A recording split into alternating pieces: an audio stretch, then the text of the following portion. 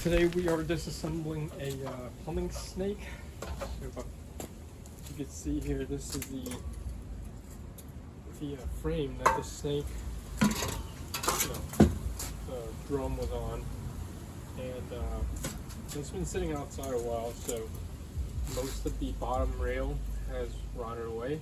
What we're going to do today is just cut the rail off so it's easier to store this top half, which we'll probably find use for another time.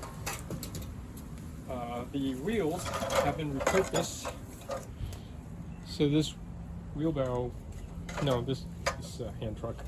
So this hand truck we've had for about 20 years, and it's also been sitting outside, as you could tell. And the original plastic wheels broke off. And since we're gonna destroy the plumbing snake anyway, we're gonna salvage those. That was pretty cool. In addition, we've salvaged a third of a horse induction motor. These things are always useful. I'm going to plug it in to see that it still works. These things are very, very tough, and they can come in very handy, in the future if ever we need to power something else. So I lost the air switch.